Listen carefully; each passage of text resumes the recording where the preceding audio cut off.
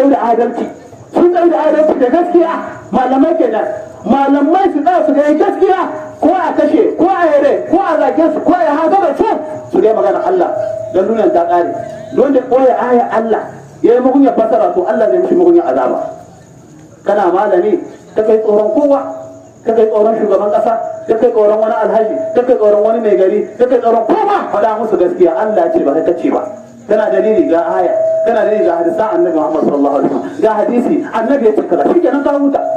Ka kai kame ka kai kwana haka a tudu ba bari haka annaba suka yi. Wato sun yi kaso, annabawa akwai sun kai kaso, gidan kaso aka ɗarbe su, akwai sabai sun wahala.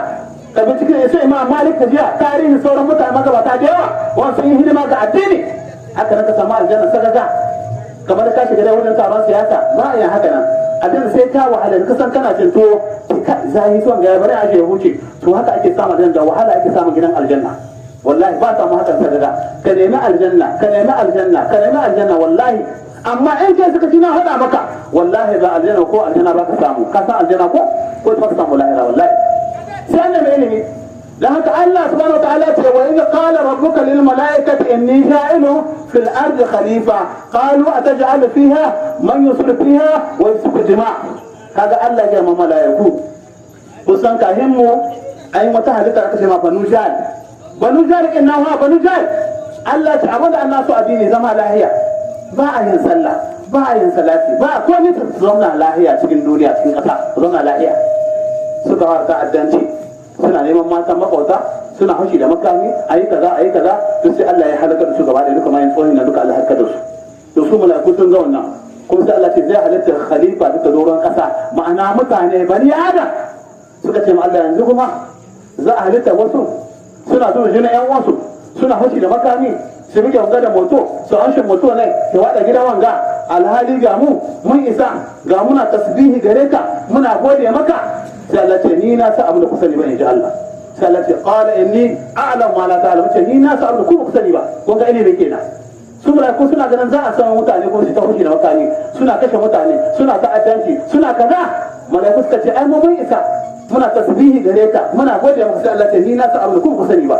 Sai Allah ce ni wa allama adama al-asma'a kullaha وعلم آدم الأسماء كلها ثم عرضهم على الملائكة فقال أنبئوني بأسماء هؤلاء إن كنتم صادقين. فقال يا الله يا ملائكتنا من قال سألك كذا النبي آدم wannan ilimin wannan abubuwa gaba daya. Kun sa annabi Adamu Allah ya halicce shi da ƙasa, ya dunkula ƙasa, ya kwaba ƙasa, ya dobo fara da baka da baki ya dunkula ya halicce annabi Adamu. Sai kuma ya ba shi ga ilimi. To sai Allah ya ji annabi Adamu karanta da shi wacce wannan abuna, wannan salula ce, wannan tunya ake dafa abinci, wannan felo ne, wannan koshiya ce, wannan mota ce, wannan jirgin sama ne. Duka annabi Adamu ba mu da sai hatta wanda an fili gashi nan. Wallahi annabi Adamu ya san da shi. Tunda Allah ce wa'allama al-adama asma'a kullaha ko yace wa'allama adama al-asma'a kullaha, dukkan su komai da annabi Adam shi Allah da kansa. Mun gane ko sai mai wannan abu ga malaiku yace an bi uni bi asma'i haula in kuntu sadiqin. Ko ban labarin suna manga abubuwa in ku masu gaskiya ne. Sai suka ce ni qalu subhanaka, tsarki ya tafi daga ka ya Allah, la ilma lana, ba mu da wani ilimi ba mu san komai ba illa ma allamtana, sai abin ka san da mu shi. Kaga malaiku kenan. Ashe neman ilimi gare mu wajibi ne. Yana zama daidai da haske da duhu bai zama daidai. Ashe hasken nan shine ilimi, duhu kuma shine bala'i. Yana zama daidai da mai kudi talaka bai zama daidai. Yana zama daidai jahili da mai ilimi bai zama daidai. Ashe mu tashi mu nemi ilimi. Kaga mutum wani wankan janaba bai iya ba, wankan janaba bismillahi na wancan gutul janabatul hadith akbar wai ga maka bid'a ce wannan bai da asali tsari akai ga addini.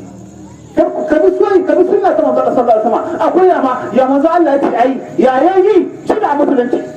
Shi da ya hana mu bi Allah bi Annabi Muhammad sallallahu alaihi wasallam. Ko ni zaka tambayar nan malama nan dai ga su malam Shu'aibu ku bincike su addini su gaya muku wannan shine gaskiya, babu kana ai muku adalci a ga muku abinda an sunna kwashi bashi musulunci da kasan wannan yanzu ga wannan ganin gashi dan ka tsari yanzu in telam ta zo nan bisa ga hanya telam za ka gangarawa ga gangare na ko yanzu in tare ta haka ina tare ta shi ka bigin sai gaba to haka addini yake haka yake ko mu ba muka je mu tare ta ta gangaro ko wata mota irin gurin boken nan mu tare ta gangara wallahi sai gaba da mutu haka musulunci yake musuluncin nan shine gaskiya sunanka musulmi sunan Allah assalam sunan aljanna dar salam sunan addininka addinin musulunci inna dina inda Allah al-islam Allah ya taimake mu abin da karanta da Allah ya ba mu lada kurakure kuma Allah ya yi mana ga tsarin duka karna da cika goma ba